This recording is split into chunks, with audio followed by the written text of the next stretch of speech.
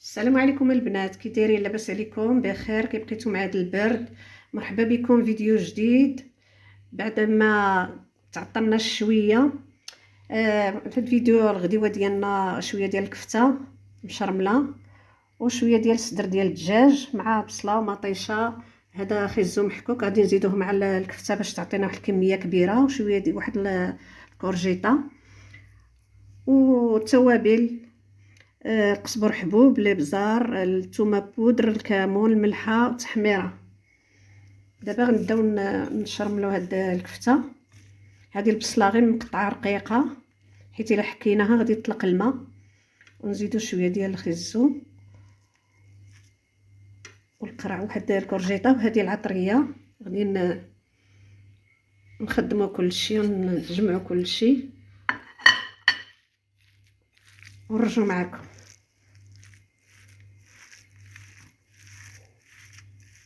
رجعنا لكم البنات حيت راني عصرت الحامض على هاد الصدير الصغير ديال الدجاج، عصرته ونزيد له شرمول، شويه ديال العطريه، الكمون، القزبر حبوب، الملحه، الابزار والتحميره. ما نكثروش الملحه لان الصدر مغسول بالملحه.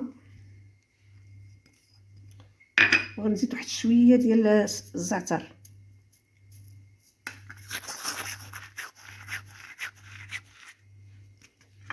ونخلطو ونخليو الشرموله تدخل فيه، خليها الصدر يشرب هاد العطريه. وهاد المطيشه والبصله حتى غادي نديروها نشويوها، تنبغيو نشويوها. غادي نديروا لها شويه ديال الملحه وشويه ديال الابزار.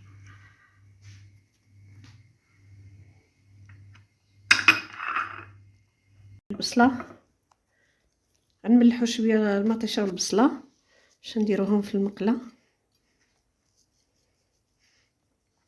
شويه ديال الابزار، فلفل اسود،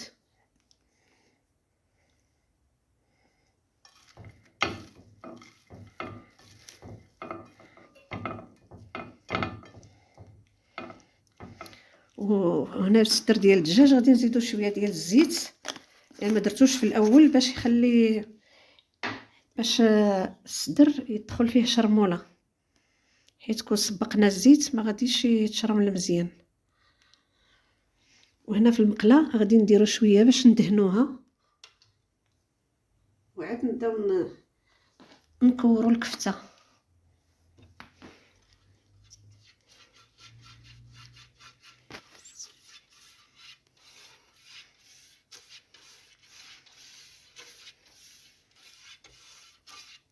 كندهنوها احتياط وصافي باش ما تلصقش.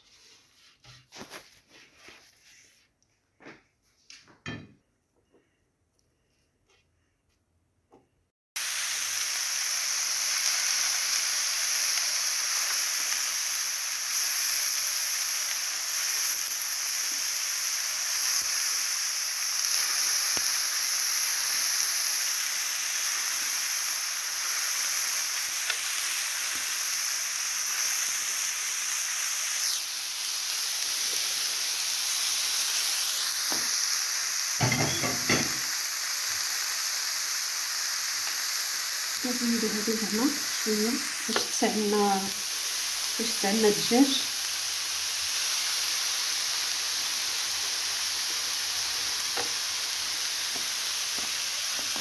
خليت شويه درت لها فيها الزيت